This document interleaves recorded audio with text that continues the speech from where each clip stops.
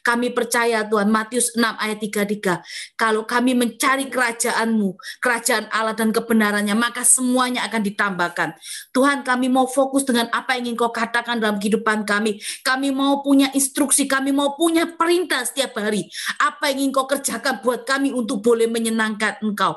Tanpa Engkau kami tidak bisa berbuat apa-apa. Tanpa Engkau kami berjalan seperti tanpa adanya arah dan tujuan. Tuhan Yesus, Engkau seperti kompas di dalam kehidupan kami. Ke arah mana Kau bawa kami percaya kami akan Kau bawa pada setiap kemenangan demi kemenangan terjadi. Tuhan, kami serahkan hari ini untuk firman hari ini, kami percaya Tuhan, Engkau yang sendiri mengurapi Bu Tineke dari ujung rambut sampai ujung kakinya. Engkau sendiri yang berkata-kata buat Rohmu sendiri ada dalam Bu Tineke yang berkata-kata untuk kami. Dan kami percaya setiap firman yang ditabur tidak akan pernah kembali sia-sia.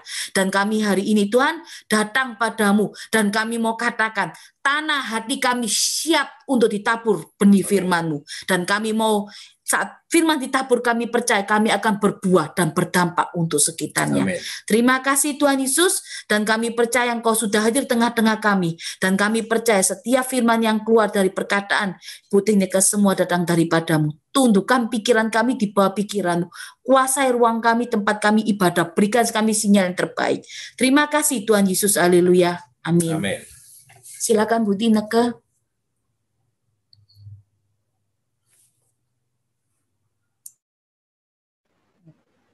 Shalom semuanya, selamat malam. Ya, malam hari ini kita mau sama-sama belajar firman Tuhan yang kita ambil dari Roma 12, 2 ayat aja, dari ayat yang pertama sampai ayat yang kedua.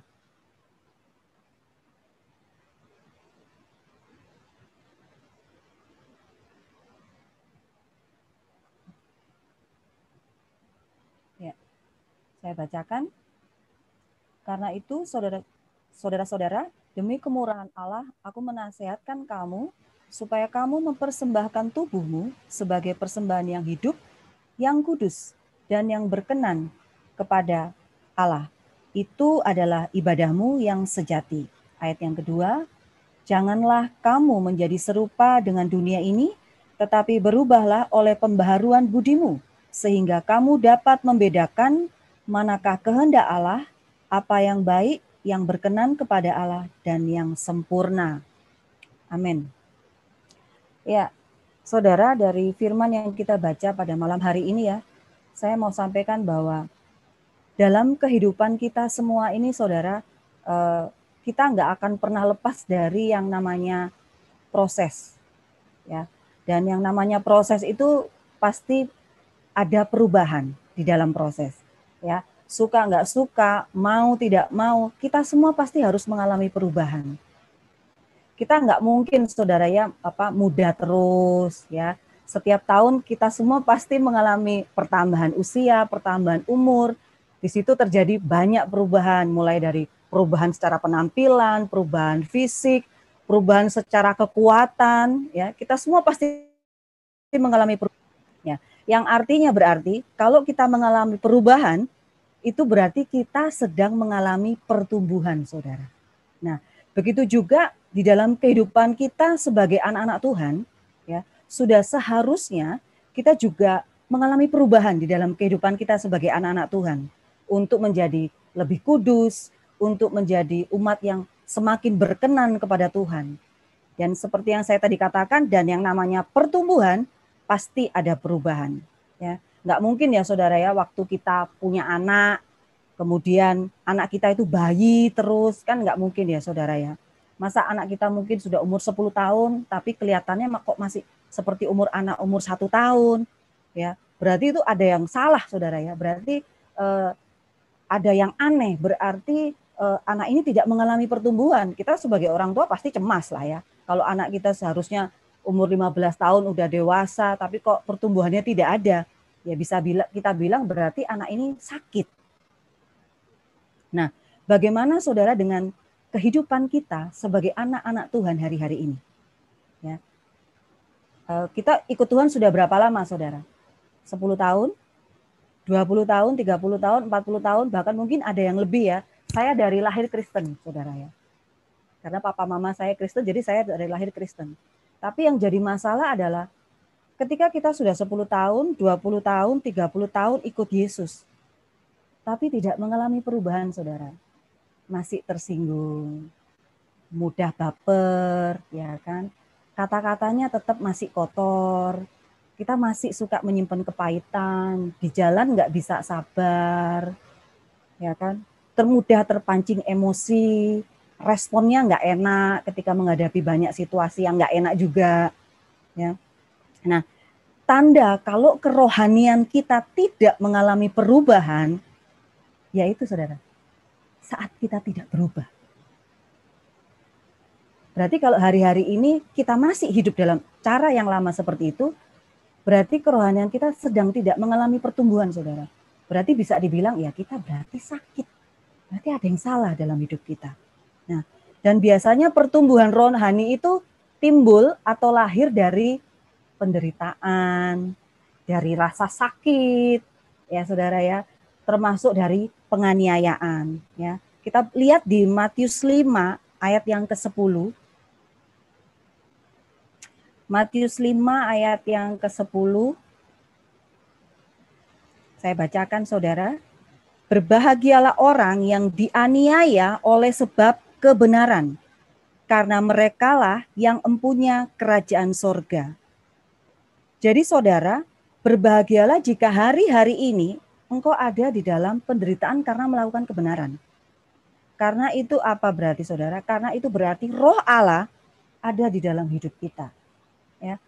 Yang saya sering banyak dengar itu banyak sekali anak-anak Tuhan, kita sebagai orang-orang Kristen suka sekali saudara dengar iklan-iklan tentang kekristenan. Apa itu iklan-iklan tentang kekristenan? Contohnya gini saudara, kalau ikut Yesus itu nggak ada persoalan. Kalau ikut Yesus itu happy terus.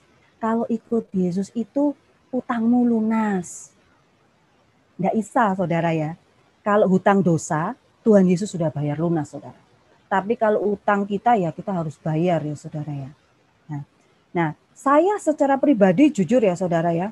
Ketika saya mengikut Yesus ya, mulai bertobat dan mengikut Yesus, ya saya harus jujur bahwa justru hidup saya kok malah jatuh dalam berbagai banyak proses saudara. Rasanya enggak enak sama sekali. Tapi firman Tuhan yang tadi baru kita baca, mengatakan jika engkau menderita karena melakukan kebenaran, surga menjadi bagian kita, saudara. Amin ya, saudara ya. Nah, ada yang bilang, saya udah hidup benar loh, Kak. Saya sudah lakukan untuk melakukan hidup yang baik, hidup yang benar. Tapi kenapa, Kak ya? Suamiku, mertuaku, kalau ngomong itu jahatnya minta ampun, kalau ngomong tetap kasarnya minta ampun. Saya cuma bisa bilang, saudara, enggak apa-apa, tetap berbuat baik dan doakan. Ya, sudah Kak, sudah saya doakan. Tapi sampai kapan? Ya sampai kamu lulus ujian. Ya, kalau masih tersakiti berarti belum lulus, saudara. Jadi sampai kamu merasa tidak lagi tersakiti ketika orang lain menyakiti kamu.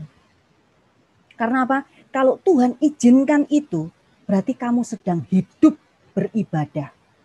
Ya. Kalau kita baca di 2 Timotius 3 ayatnya yang ke-12 saudara.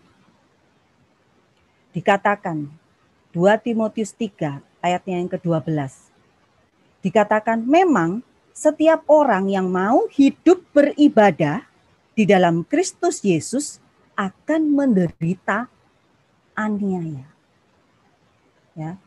Ini kita lihat tadi, memang setiap orang yang mau hidup beribadah di dalam Kristus Yesus akan menderita aniaya. Jadi kalau kita sedang teraniaya saat ini sedang dalam karena kita melakukan kebenaran, berarti kita sedang beribadah, saudara. Nah, siapa di sini saudara yang sudah teraniaya? Saya boleh lihat tangannya yang sudah teraniaya hari-hari ini? Aduh, Pak Erik langsung angkat jempol. Aduh, ada Ibu Devi Sari. Ya, sudah teraniaya. Teraniaya sama siapa aja? Sama tetanggamu, suamimu, istrimu, temenmu, atau kolegamu, siapa aja lah. Ya. Nah, cuma masalahnya yang namanya teraniaya itu saudara, itu artinya kita nggak bisa balas loh ya. Nah, orang udah jahatin kamu, orang udah nipu kamu, tapi kita tetap baik aja sama dia, ya, itu berarti namanya teraniaya. Tapi kalau kamu bales ya berarti itu bukan teraniaya ya saudara ya. Jadi buat saudara yang hari-hari ini sudah teraniaya atau dalam proses teraniaya, tetap kuat saudara, tetap berdoa. Untuk yang belum teraniaya, saya doakan untuk segera teraniaya. Amin ya saudara ya. Jangan aneh ya saudara. Karena apa? Karena dari situ kita akan belajar untuk mengalami pertumbuhan, untuk mengalami perubahan saudara. Ya. Yang terpenting bagaimana kita merespon, dan itu cara Tuhan untuk mendewasakan kita. Ya, cara Tuhan untuk membentuk kita. Ya, ayo saudara, kita mulai harus berubah. Dikatakan berubahlah, ya. Mengalami perubahan pandangan dalam akal budi. Dan saya tahu saudara bahwa untuk berubah itu bukan hal yang mudah. Karena mau sama niat itu berbeda. Ya, saya tanya, Kak, saya mau suamiku berubah. Ya udah, kalau mau dia berubah, doakan, ya kan? Kamu harus rajin baca firman. Kalau suamimu ngomel-ngomel, suami marah-marah, diem aja. Terus doakan, tetap harus manis, harus tetap berkelakuan manis sekalipun dia berkata-kata kasar. Oke Kak, dilakukan. Tapi nggak kuat, cuma seminggu. Akhirnya apa? Balik lagi, nggak mau baca firman, nggak mau ibadah. Mau, tapi nggak niat, saudara. Ya, karena kenapa, saudara? Karena kalau niat itu butuh perjuangan, butuh air mata, ya, butuh pengorbanan, saudara. Begitu juga kita, saudara ya. Ketika kita niat untuk hidup berkenan di dalam Tuhan, seharusnya kita perlu berjuang untuk hidup kita ini berubah menjadi pribadi yang lebih berkenan di hadapan Tuhan. Untuk tidak menjadi serupa dengan dunia ini. Ya. Malam hari ini, saudara, tema yang akan saya beri adalah kenali dosamu dan berubahlah. Judul tema malam hari ini saya beri judul kenali dosamu dan berubahlah. Ya. Ada beberapa perubahan yang perlu kita mengerti, saudara. Poin yang pertama adalah kita perlu merubah hal-hal yang bisa kita ubah. Dari poin pertama ini ada 3 bagian. Bagian yang pertama adalah perkataan yang salah. Saudara, kita sering dengar ya, kata-kata mulutmu adalah harimaumu. Ya, seakan-akan itu mengingatkan kita bahwa untuk kita itu harus selalu hati-hati dalam setiap perkataan yang keluar dari mulut kita. Ya, karena apa? Karena jangan sampai perkataan yang keluar dari mulut kita itu justru menghancurkan kita, justru menerkam kita seperti harimau dikatakan tadi. Nah, perkataan yang gimana? Perkataan yang sia-sia salah satunya, saudara. Perkataan sia-sia itu apa? Mencakup apa aja? Perkataan sia-sia itu mencakup fitnah, gosip, makian, ya. Fitnah itu adalah sesuatu yang belum ada datanya, sesuatu yang mungkin belum belum ada buktinya. Ya, fitnah. Gosip itu apa? Ya, gosip itu perkataan negatif yang kita ucapkan tidak di depan orangnya. Ya, kemudian makian itu apa? Itu loh, makian itu kata-kata perkataan yang kata-kata kalau saya bilang apa ya? Perkataan-perkataan comberan itu, saudara ya. Perkataan-perkataan kotor, ya. Perkataan-perkataan makian. Nah, jangan sampai perkataan-perkataan itu sering kita ucapkan, saudara. Ya, perkataan ini perlu kita rubah, saudara. Makanya saya beri poin yang pertama, kita perlu merubah hal-hal yang bisa kita ubah. Apa yang bisa kita ubah? Yaitu tadi, perkataan yang salah. Itu bisa kita ubah, saudara. Mulai sabar. Ya, kalau di jalan biasanya, kalau misalnya mau ketabrak sesuatu nih, saudara ya, biasanya yang keluar itu apa? Atau mungkin ada yang nyalip di jalan, atau mungkin ada yang sedikit nyerempet di jalan, itu pasti spontan, itu pasti keluar. Nah, ya, kata-kata mungkin kebun binatang, atau mungkin dasar buka kaca kupu-kupu lu gitu mungkin ya, atau dasar apalah lalat lu gitu ya. Itu yang lebih halusnya ya saudara ya. Nah, itu bisa kita ubah dan itu perlu dilatih saudara ya. Nah, setiap perkataan-perkataan itu, kenapa saya bilang bisa dirubah? Karena setiap perkataan-perkataan itu saudara harus kita pertanggungjawabkan. Jadi mau tidak mau kita harus berubah. Kita buka saudara di Matius 12 ayat yang ke-36 sampai 37. Matius 12 ayat 36-37. Tetapi aku berkata kepadamu, setiap kata sia-sia yang diucapkan orang harus dipertanggungjawabkan pada hari penghakiman. Karena menurut ucapanmu engkau akan dibenarkan dan menurut ucapanmu pula engkau akan dihukum. Jadi sudah jelas ya saudara, dari perkataan kita itu besok akan kita pertanggungjawabkan nanti. Jadi lebih baik kita ubah yang bisa kita ubah hari ini. Nah, termasuk perkataan-perkataan apa saudara? Perkataan-perkataan yang suka nyinyir, kita suka menyindir orang lain, perkataan yang tajam ya. Nanti kita mungkin ngomong apa sama suami kita, terus kita kayaknya nyindir.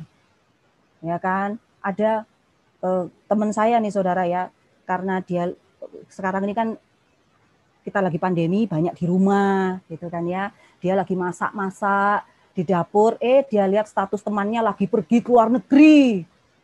Ya kan, langsung apa? Baper saudara. Aku masak aja di rumah. Nggak pernah diajak jalan-jalan. Ya kan, nyindir suaminya saudara maksudnya. Ya, ini perkataan-perkataan yang nggak baik juga saudara. Ya, suka nyinyir ini nggak baik juga. Apalagi apa saudara? Perkataan-perkataan yang menghakimi. Wah, ini bahaya saudara. Lihat orang kaya, tetangga sebelah baru beli rumah, baru beli mobil, langsung mulutnya keluar, alah paling korupsi. Ya saudara ya. Nanti lihat tetangga sebelah, tetangga kita hamba Tuhan, hidupnya susah. Pasti itu hamba Tuhan banyak dosanya. Langsung menghakimi mulutnya saudara. Hati-hati loh saudara.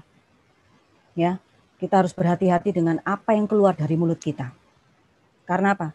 Karena itu kenali dosamu dan berubahlah saudara. Ya, Amsal 18 ayat 21 mengatakan, hidup dan mati kita itu dikuasai oleh lidah. Siapa suka menggemakannya akan memakan buahnya. Hati-hati. Lebih baik kita itu sedikit berkata-kata, sedikit marah. Jangan sering banyak keluar perkataan-perkataan yang tidak baik. Kalau kita tidak tahu, lebih baik kita diam atau bertanya. Jangan kita berasumsi mengeluarkan perkataan-perkataan yang tidak baik. Ya. Jadi kita harus jangan mau kita itu ditipu oleh tipu muslihat iblis melalui perkataan kita, saudara. Ya, ada juga malah orang yang gini, saudara. Saya juga sering menemukan orang seperti ini. Aku tuh nggak gitu loh orangnya. Aku ini sebenarnya baik, cuma perkataanku aja yang judes, perkataanku aja yang agak keras. Tapi sebenarnya hatiku ini baik. Dia bilang gitu sama saya. Tapi kita baca, saudara ya.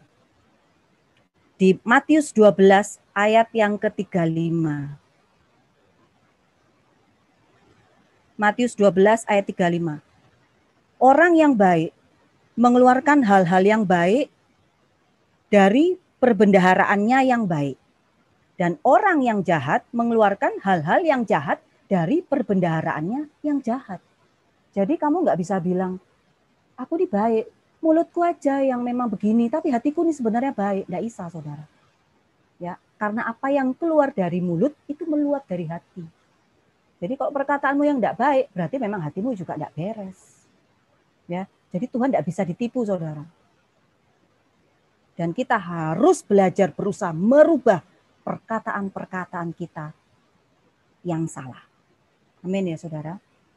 Kita masuk di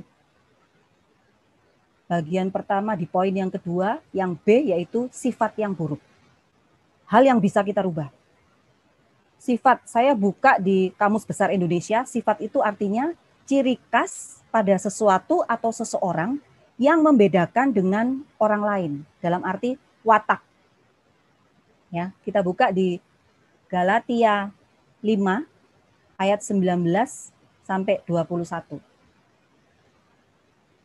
Perbuatan daging telah nyata, yaitu percabulan, kecemaran, hawa nafsu, penyembahan berhala, sihir, perseteruan, perselisihan, iri hati, amarah, kepentingan diri sendiri, percideraan, roh pemecah, kedengkian, kemabuan, pesta pora, dan sebagainya. Terhadap semuanya itu kuperingatkan kamu seperti yang telah kubuat dahulu, bahwa barang siapa melakukan hal-hal yang demikian, ia tidak akan mendapat bagian dalam kerajaan surga.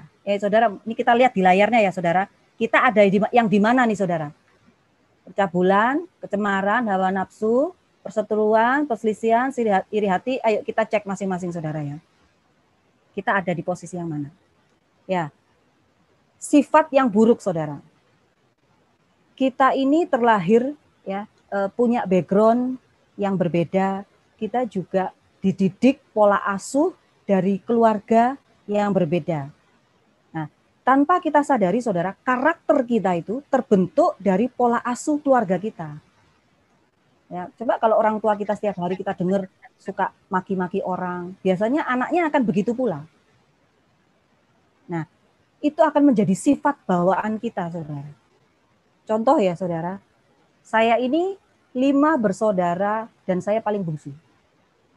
Ya, karena saya paling terakhir, saya paling bungsu, saya ini biasa dilindungi sama kakak-kakak saya biasa dimanja-manja, saya biasa mendapatkan apa yang saya inginkan. Karena saya paling kecil, ya. Tapi ketika waktu saya bertobat, ini bukan hal yang mudah untuk saya bisa berubah. Menimbulkan saya apa? Egois, saudara. Karena apa? Karena saya biasa mendapatkan apa yang saya mau waktu kecil. Karena saya anak paling kecil, ya. Dan ketika bertobat untuk merubah sikap saya yang egois, yang mau menang sendiri, itu setengah hidup saudara, bukan setengah mati, setengah hidup. Benar-benar. Ya. Dan itu enggak cukup loh saudara, 1 tahun, 2 tahun, 3 tahun, 4 tahun untuk merubah karakter itu tidak mudah. Makanya Rasul Paulus mengatakan saudara di dalam 1 Korintus 9 ayat yang ke-27, 1 Korintus 9 ayat 27 dikatakan, tetapi aku melatih tubuhku dan menguasai seluruhnya, supaya sesudah memberitakan Injil kepada orang lain, jangan aku sendiri ditolak. Jadi apa saudara? Untuk merubah karakter saya itu, saya harus berlatih terus. Jatuh bangun lagi, gagal coba lagi, gitu terus saudara. Dan saya tahu itu, ya tadi saya bilang susahnya minta ampun. Nah, saya satu kali saudara, saya itu pernah pergi pelayanan ya dengan seseorang, ya dengan teman rekan sepelayanan saya. Waktu itu kita habis pelayanan, capek, lelah, kita lapar ya, mau makan. Kemudian kita datang ke satu restoran saudara. Teman saya ini sudah reserve, sudah pesen meja duluan, tapi ternyata ketika kita sampai di sana full memang. Kemudian kita masih tetap harus mengantri. Kemudian teman pelayanan saya ini mulai agak ngomel-ngomel gitu sama pelayannya. Kok bisa? Kan saya sudah reserve. Kenapa kok belum siap gini gitu, saudara ya. Waktu saya dengar dia ngomel-ngomel gitu, oke lah, masih oke ya. Kata-kata maksudnya nggak terlalu ini, namanya mungkin sudah lapar ya, saudara ya. Tapi lama-lama mungkin karena agak kelamaan, teman saya ini mulai, saudara. Kata-katanya sih nggak kotor, tapi saya tuh merasa, keras banget ya. Karena saya merasa saya melihat dia selama ini, teman sepelayan saya nggak pernah lihat dia marah begitu, gitu. Marah itu sampai pelayannya itu sampai mungkin dia ketakutan apa gimana ya. Nggak bisa dong, saya sudah, pokoknya perkataannya itu kayaknya tuh bikin hati saya gimana gitu ya. Kemudian saya karena maksudnya tuh nggak biasa dengar orang ngomong keras gitu ya. Akhirnya saya tuh minggir, saya duduk di ada kursi-kursi untuk nunggu gitu, saudara, untuk ngantri gitu. Terus saya duduk. Nah, di sini catatan yang saya ambil adalah seperti itu, Tuhan itu kayak ngomong gini sama saya, saudara. Kamu lihat ya, kamu jangan cuma punya karunia roh, tapi kamu tidak berbuah di dalam roh. Saya tuh langsung, iya ya. Karena beberapa hari waktu itu saya tuh kayak berangan-angan, enak ya kalau saya tuh punya karunia roh, bisa mengartikan mimpi, ya kan, terus bisa ini kayak Cik Caroline ini ya, waduh kalau doa ya bisa mendoakan orang lain gitu ya, pingin gitu kayak gitu ya. Tapi waktu itu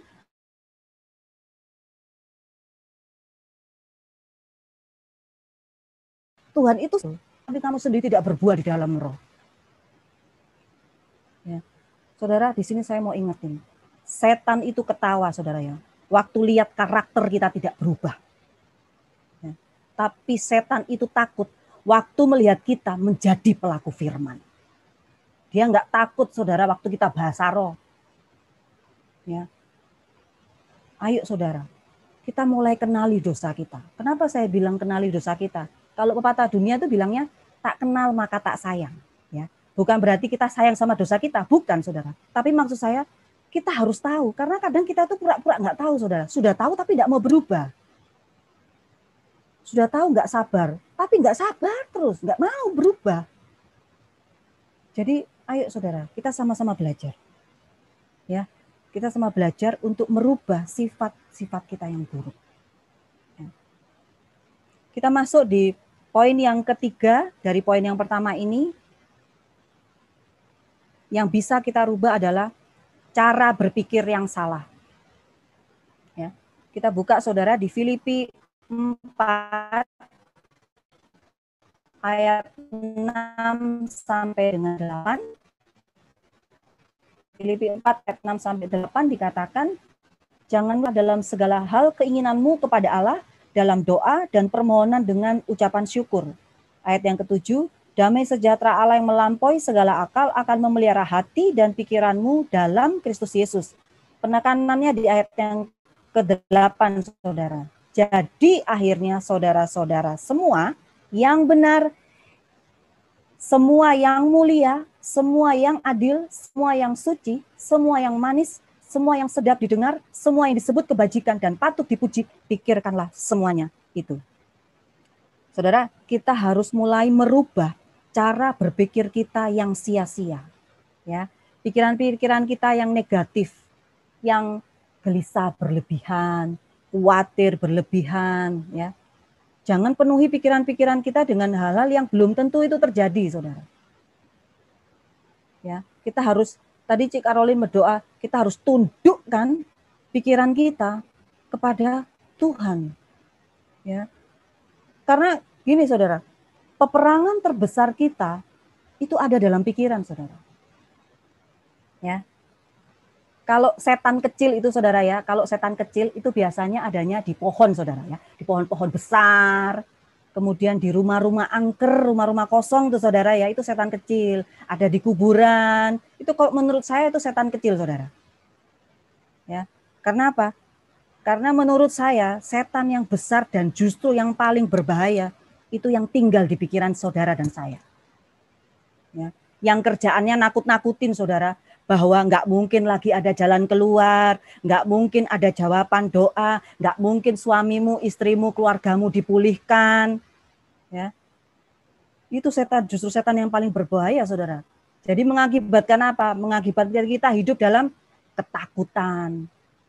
Ya, membuat kita hidup nggak percaya sama Tuhan. Dan yang lebih bahaya lagi, membuat kita meragukan kemahakuasaan Tuhan. Nah, jenis setan yang kayak gini nih, saudara, nggak cukup hanya kita berdoa, kita tengking. Nggak cukup, saudara. Ya, tapi harus kita lawan dengan apa? Dengan hidup berani sesuai dengan firman Tuhan. Ya, makanya di Faithful ini kita selalu mengedepankan kembali ke firman, baca firman-Mu. Karena itu salah satu keuntungan kalau kita baca firman, saudara. Ya, ketika saya ada dalam kekurangan, saudara ya, saya cuma bisa memperkatakan firman. Allahku kan memenuhi keperluanku menurut kekayaan dan kemuliaannya. Ya. Kemudian begitu juga waktu saya khawatir. Ya, saya mulai bilang, aku serahkan khawatirku kepada Engkau, Tuhan, maka Engkau Allah yang akan memelihara aku. Begitu juga ketika saya mulai mengalami ketakutan, Tuhan Allahku yang memegang tanganku berkata kepadaku, jangan takut, Tuhan yang akan menolongku. Perkatakan firman. Nah, masalahnya kalau kita nggak baca firman, kita mau lawan itu pakai apa, saudara? Ya, karena firman itu senjata kita satu-satunya. Waktu Tuhan Yesus selesai berpuasa 40 hari 40 malam, dia langsung diuji di padang gurun ya, dicobai sama iblis. Coba kalau kamu anak Allah, perintahkanlah batu ini untuk menjadi roti. Tapi Tuhan bilang apa? Ada tertulis. Nah, tertulis itu ada tertulis. Manusia hidup bukan dari roti saja, melainkan dari setiap firman yang keluar dari mulut Allah. Dikatakan ada tertulis, yaitu yang kita baca, firman. Jadi Tuhan aja ngelawan pakai firman. Ayo saudara, ya, kita mulai merubah cara berpikir kita. Tadi saya sore sempat lagi bikin puding sama kakak saya, ya, dan dia cerita bagaimana dia mulai merubah cara berpikirnya. Aku mau berubah dari cara berpikirku. Aku takut, aku ada khawatirnya, tapi aku mau percaya bahwa Tuhan pasti tolong aku, Tuhan pasti kasih aku jalan keluar. Aku harus merubah cara berpikirku. Tidak mungkin Tuhan biarkan. Ya, dan saya percaya karena apa? Karena firman yang sudah menuntun kakak saya. Ya, begitu juga hari-hari ini, saudara. Ayo, kita mulai merubah. Apa yang bisa kita rubah tadi?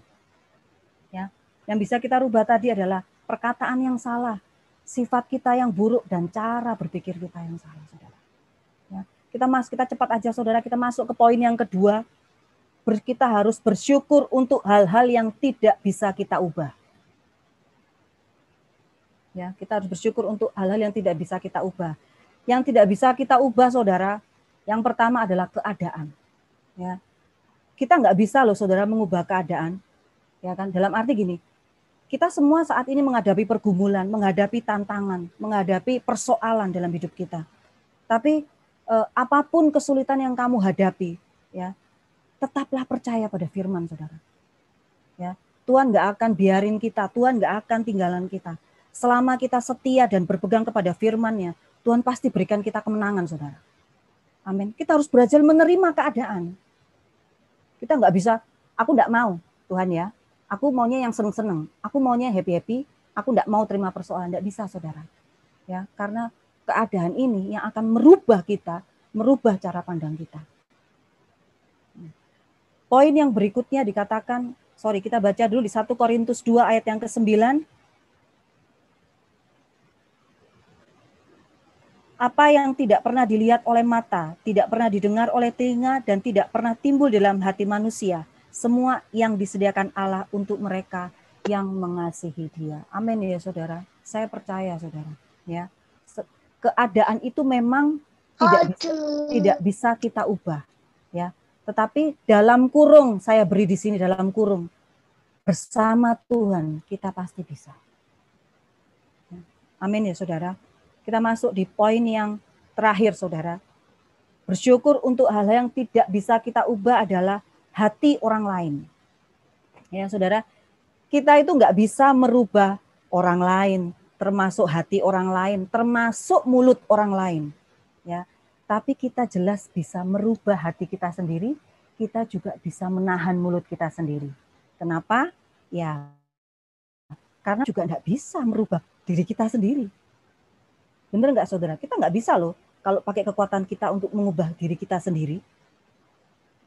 Jadi di sini saya cuma ingin mengajak kita semua, daripada engkau memikirkan orang lain yang nggak mau berubah-berubah, suamimu yang belum berubah, istrimu, keadaanmu yang belum berubah, lebih baik kita aja yang belajar untuk menerima, mendoakan, dan mengasihi mereka. Ya. Dalam Galatia 6 ayat 2a, ya, dikatakan bertolong-tolonglah menanggung bebanmu. Ya, saudara, jujur loh, saudara ya, saya bisa merasakan kuasa di dalam hidup saya, ya, ketika ada orang lain yang mendoakan saya, maka hari ini saya bisa berubah. Ya, hari ini pun saya sampai ada di titik ini. Saya bisa menyampaikan firman di tempat ini karena saya tahu ada orang-orang yang mendoakan saya.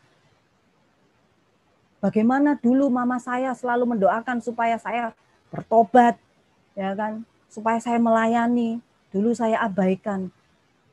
Tapi dari doa-doa orang tua saya, hari ini saya ada di sini.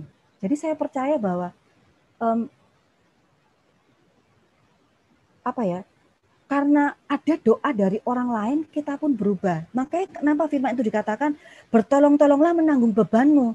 Jadi maksudnya saudara, ayo doakan. Orang itu belum bisa berubah. Jadi kamu doakan supaya dia berubah. Dia tidak bisa berubah dengan kekuatan sendiri. Kita tidak bisa paksa dia. Tapi kita bisa menggunakan cara dengan mendoakan dia. Ya. Jadi kalau hari-hari ini saudara sedang bergumul untuk hati seseorang, ya, untuk hidup seseorang, jangan paksa orang itu saudara untuk berubah. Tapi saudara mulai ubah cara pandangmu. Berubahlah, dikatakan firman tadi, berubahlah oleh pembaharuan budimu. Ya saudara. Jadi kuncinya cuma satu saudara. Miliki firman, hidup di dalam firman.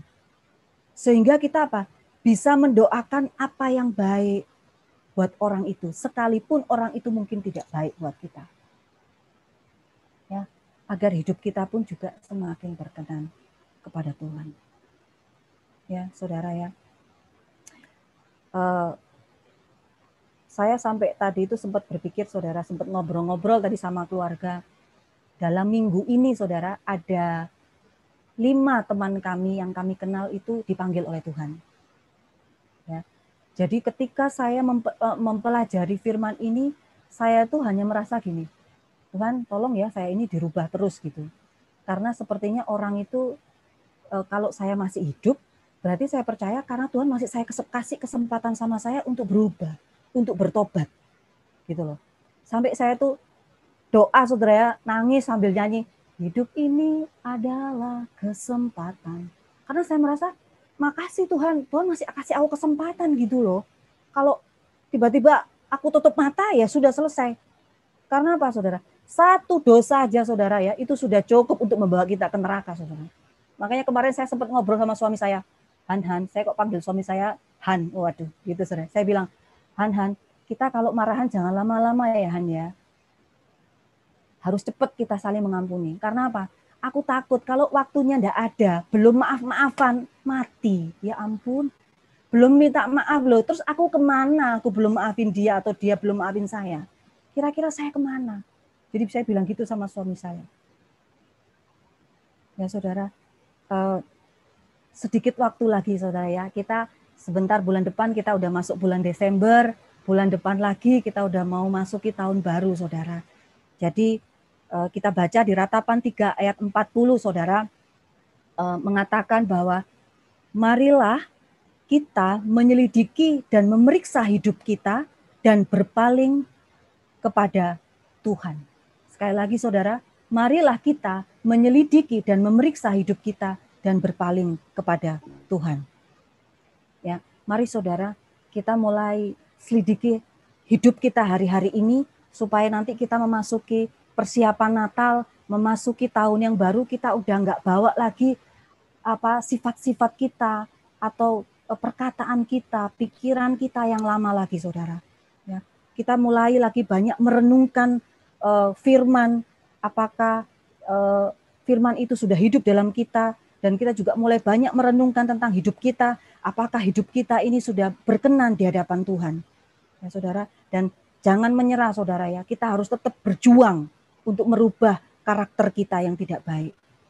Kita harus punya tekad dan kerelaan hati untuk bisa mengenali dosa kita dan mulai berubah. Ya, kita sama-sama berjuang dari tabiat dosa kita yang lama, saudara. Ya, supaya apa, saudara? Supaya Kejadian 1 ayat 26a, ini ayat yang terakhir, saudara. Kejadian 1 ayat 26a dikatakan agar apa? Berfirmanlah Allah, baiklah kita menjadikan manusia menurut gambar dan rupa kita.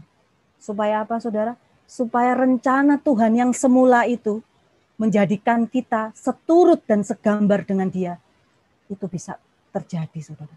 Bisa benar-benar kita capai. Amin, saudara.